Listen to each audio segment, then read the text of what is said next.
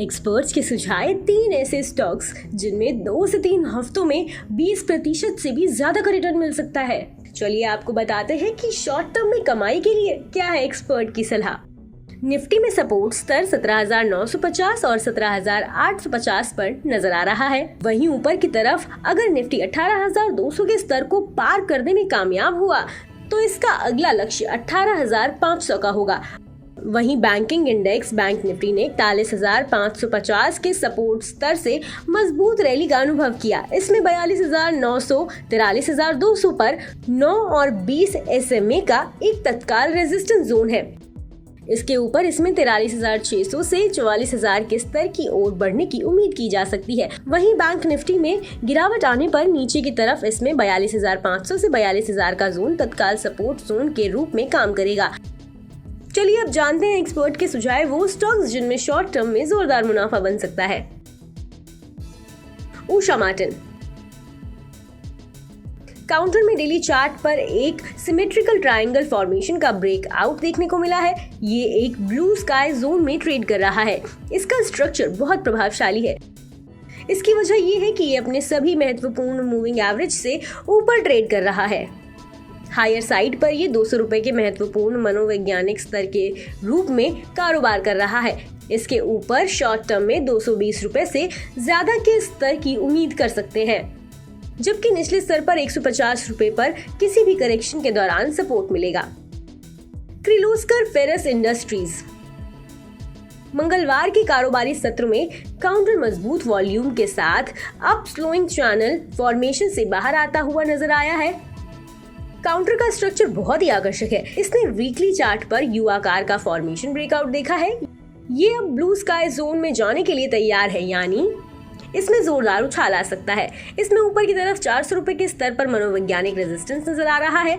ये स्तर पार हुआ तो ये 440 रुपए तक जड़ सकता है। वहीं नीचे गिरने पर इसमें 330 रुपए पर मजबूत सपोर्ट मिलेगा। हालांकि इसमें ट्रेड करते समय 317 रुपए पर स्टॉप लॉस लगाना चाहिए।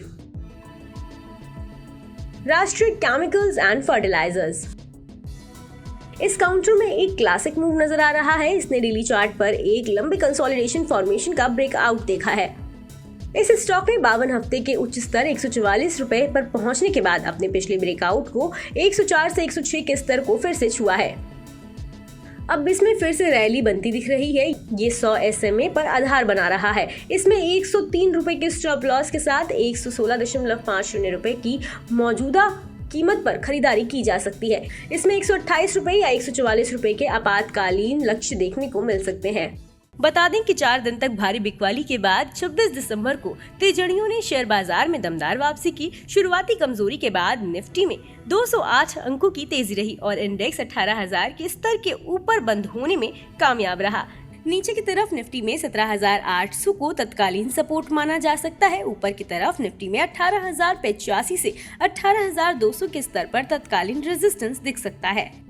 हम 18,200 से ऊपर जाने की स्थिति में अपसाइड मोमेंटम बनने की उम्मीद कर सकते हैं। निफ्टी मिड कैप 100 और स्मॉल कैप 100 ने सोमवार के सेशन के निचले स्तरों से अच्छी रिकवरी दर्ज की।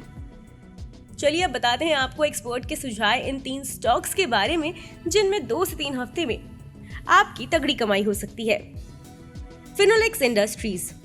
फिनोलेक्स इंडस्ट्रीज में 168 रुपए के स्टॉप लॉस के साथ 195 से 210 रुपए के लक्ष्य के लिए खरीदारी करें। 2 से 3 हफ्तों में इस स्टॉक में 16% तक रिटर्न मिल सकता है। स्टॉक प्राइस कई टॉप रेजिस्टेंस को पार करते हुए 165 रुपए के स्तर पर पहुंचा है। शॉर्ट टर्म में ट्रेंड पॉजिटिव है क्योंकि स्टॉक ने अपना 5 और 11 डे EMA क्रॉस किया है। ये 50, 100 और 200 डे मूविंग एवरेज से ऊपर ट्रेड कर रहा है, इसलिए प्राइमरी ट्रेंड पॉजिटिव है। IRB infrastructure developers. IRB infrastructure developers में 260 रुपए के स्टॉप लॉस के साथ 306 से 320 रुपए के लक्ष्य के लिए खरीदारी करें। 2 से 3 हफ्ते में इस स्टॉक में 13% तक रिटर्न मिल सकता है। स्टॉक ने मंथली चार्ट पर हायर हाई हायर बॉटम बनाया है। प्राइमरी ट्रेंड पॉजिटिव नजर आ रहा है। इस शेयर को 283 से 275 रुपए की रेंज में खरीदा जा सकता है। Power mesh projects. इस स्टॉक में 1850 रुपए के स्टॉप लॉस के साथ 2150 से 2220 रुपए के लक्ष्य के लिए खरीदारी करें। 2 से 3 हफ्तों में इस स्टॉक में 13% रिटर्न मिल सकता है। इस शेयर में 1984 से 1950 की रेंज में खरीदारी की जा सकती है। बता दें कि मनी कंट्रोल पर दिए गए विचार एक्सपर्ट्स के अपने निजी विचार होते हैं। वेबसाइट या मैनेजमेंट इसके लिए उत्तरदायी नहीं है। यूजर्स को मनी कंट्रोल की सलाह है कि कोई भी निवेश निर्णय लेने से पहले सर्टिफाइड एक्सपर्ट की सलाह लें।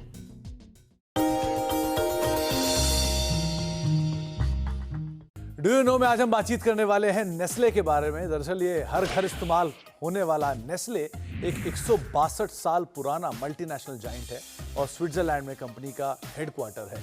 ये कंपनी की कुछ इंटरेस्टिंग नंबर्स के साथ अगर हम बात करें तो उसमें 400 फैक्ट्रीज हैं, करीब 197 देशों में इनके ऑपरेशंस हैं, जिसमें 86 कंट्रीज के अंदर इनकी फैक्ट्रीज हैं और 2000 से ज्यादा प्रोडक्ट नेस्ले बनाता है। इसका जो पहला प्रोडक्ट था वो फरीन लैक्टी के नाम से था, जो कि कंडेंस्ड मिल्क था, जो कि छोटे बच्चों को दिया जाता है। लेकिन वहां से जो नेस्ले का सफर है वो कुछ इस तरह से है कि वहां से शुरू किया हुआ नेस्ले आज कॉफी में, बॉटल्ड वाटर में, मिल्क शेक में, ब्रेकफास्ट सीरियल्स में, इसके अलावा चॉकलेट में, हेल्थ केयर में, आइसक्रीम में, इंटरेस्टिंग चीज पेट फूड में और साथ साथ फार्मास्यूटिकल में भी अवेलेबल है।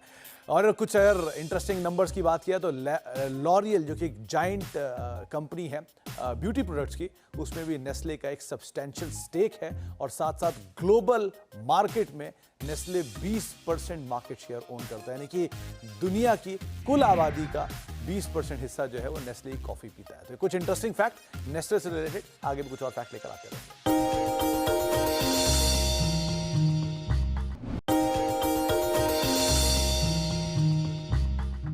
डू यू नो में आज हम बातचीत करने वाले हैं कॉफी के बारे में। दरअसल कॉफी जो मार्केट है एक बहुत ही इंटरेस्टिंग मार्केट है और इससे रिलेटेड बहुत सारे फैक्ट हैं।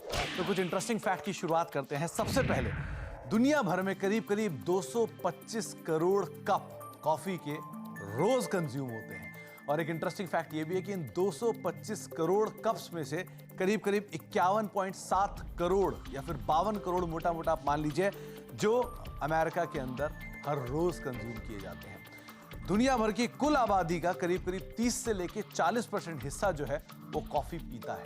तो इस तरह का वाइडली ड्रिंक होने वाला ये एक प्रोडक्ट है, इसको हम कॉफी के नाम से जानते हैं।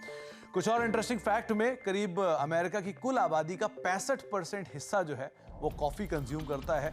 और एक और इंटरेस्टिंग फैक्ट ये भी है कि इतनी यानी 65% आबादी वहां का टैप वाटर यूज नहीं करती, उससे ज्यादा वो कॉफी यूज करते हैं। तो बहुत ही इंटरेस्टिंग फैक्ट था ये। इसके अलावा पर कैपिटा कंजम्पशन जो इंडिया का है वो है 300 ग्राम। तो आप शायद ये जान के हैरान होंगे कि 300 ग्राम कॉफी पर कैपिटा में इंडिया में कंज्यूम कर ली जाती है। तो आपको एक और इंटरेस्टिंग आंकड़ा ये बता देता हूं कि एशिया का पर कैपिटा कॉफी कंजम्पशन जो है वो करीब 2 किलो है। तो उसके सामने भारत का पर कैपिटा कंजम्पशन अभी महज 300 ग्राम है। और इतना ही नहीं, दुनिया में सबसे ज्यादा कंज्यूम करने वाले कॉफी जहां पर कैपिटा कंजम्पशन सबसे ज्यादा है वो है फिनलैंड। करीब 9.2 या फिर अगर कह लीजिए 10 किलो के आसपास का कॉफी कंजम्पशन पर कैपिटा है वहां पर, जिसके सामने इंडिया का पर कैपिटा कंजम्पशन महज 300 ग्राम के आसपास है। तो एक बहुत ही बड़ा स्कोप इंडियन कॉफी मार्केट के अंदर आपको जरूर दिखाई पड़ेगा। इसके अलावा भारत में करीब 99.7% कॉफी का जो प्रोडक्शन है वो महज 4 स्टेट्स के अंदर होता है, जिसमें आंध्र प्रदेश, कर्नाटका, केरला और तमिलनाडु, ये वो 4 स्टेट हैं जो भारत के कुल कॉफी प्रोडक्शन का करीब 99.7% हिस्सा प्रोड्यूस करते हैं। भारत जो कि दुनिया का छठा सबसे बड़ा कॉफी प्रोड्यूसर है, 3.7% कॉफी प्रोड्यूस करता है और उस 3.7% का 99.7% हिस्सा महज 4 स्टेट से आता है। इतना ही नहीं, यही 4 स्टेट करीब भारत की 60% कॉफी कंज्यूम भी कर डालते हैं। यानी कि भारत में अगर कुल कॉफी जो भी बनती है उसका 60% हिस्सा केरला, आंध्र प्रदेश, तमिलनाडु और कर्नाटका, इन 4 स्टेट्स के अंदर ही कंज्यूम होता हुआ दिखाई पड़ता है। और 3.2% का आंकड़ा भले ही आपको बहुत कम लगेगा भारत में प्रोडक्शन का, लेकिन इंटरेस्टिंग फैक्ट ये भी है कि भारत दुनिया का छठा सबसे बड़ा कॉफी प्रोड्यूसर भी है, जहां पे दुनिया का सबसे बड़ा प्रोड्यूसर है ब्राजील। करीब 37% के आसपास का कॉफी प्रोडक्शन ग्लोबली ब्राजील करता है, लेकिन इंडिया उसका सिर्फ 10% प्रोड्यूस करने के बावजूद भी छठा सबसे बड़ा दुनिया का प्रोड्यूसर है कॉफी का। और कुछ और इंटरेस्टिंग फैक्ट में ये भी एक इंटरेस्टिंग फैक्ट है कि देश के जो लार्जेस्ट प्रोड्यूसर्स हैं उनमें Tata coffee one of the largest producer है कॉफी का। तो कुछ इंटरेस्टिंग फैक्ट कॉफी मार्केट से रिलेटेड, और ये कॉफी मार्केट वो कॉफी मार्केट है जहां पे 225 करोड़ कप्स कॉफी के हर रोज कंज्यूम किए जाते हैं। इस तरह के इंटरेस्टिंग फैक्ट के साथ आगे कुछ और फैक्ट लेकर आते रहेंगे।